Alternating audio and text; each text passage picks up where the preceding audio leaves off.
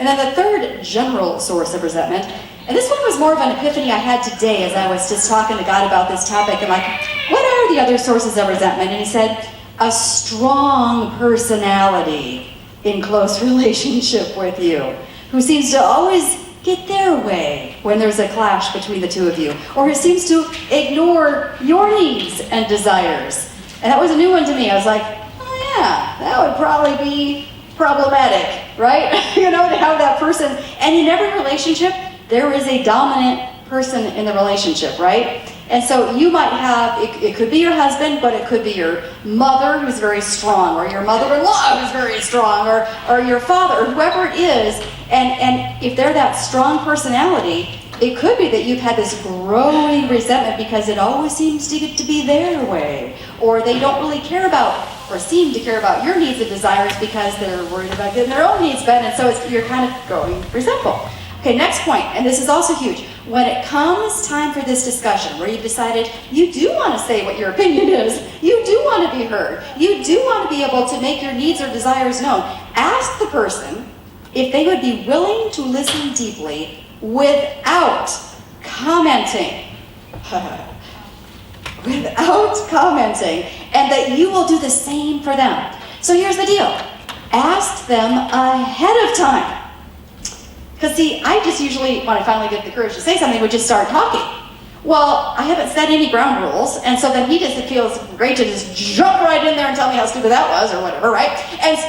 Or whatever you would say. But if I say ahead of time, I want to talk to you about something, would you just listen, and just listen really closely, and not comment at all? Just let me kind of get it out, and then I would like to listen to your opinion, and I won't comment either. Can we do it that way? Life-changing. I'm just telling you this is like I know this is not rocket science, but for me this was like life-changing. Like, I know, why didn't I just tell him ahead of time before we get into this like back and forth, and then I'm just like backing down because he's getting louder. But why don't I just tell him ahead of time, would you be willing to just listen without commenting, and then I'll do the same for you? Super helpful. And this goes right along with James 1:19. It says, everyone should be quick to listen, slow to speak, and slow to become angry. So this means, after you state your opinion and feelings and desires, that you ask them to explain theirs, and you don't comment or correct or interrupt either. And for some of you, that's where you need to have a little Holy Spirit moment. So let's just review. You've asked them to listen. You've asked the Holy Spirit to give you the words to say. You've asked them to listen without commenting. You've shared, and then you've listened to them without commenting. And then this next part is actually huge, right? Ask the person, husband or whoever it is, would you be willing to take a day or two to pray about what we've both shared and to seek a solution from God? Oh, this is like gold. This is like gold, people. This is gold right here. And you know why? Because no arguing has happened.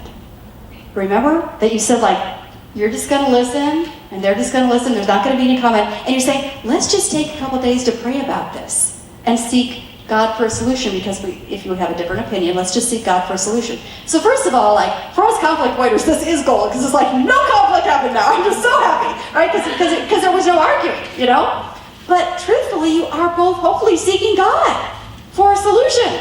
Wouldn't that be the smartest thing to do ever? I know, God is not very complicated. We're just I don't know why we just don't follow his principles. It's so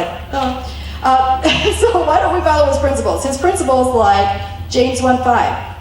If any of you lacks wisdom, you should ask God, who gives generously to all without finding fault. It will be given to you. So during this 2-day period, you're consulting God, because he just said, if any of you lacks wisdom, you should ask him, and he will give generously to you. So you're just asking God, and you've asked your husband or your mother or whoever you're talking to, mother-in-law, father, let's just both pray about this. Let's seek God for a solution. And ask God to just download what that solution is. Wouldn't it be amazing if God gave you a solution? I believe he will. I've tried this. It's been astounding. And I shouldn't be so flabbergasted. God would know what to do in every situation. Hello.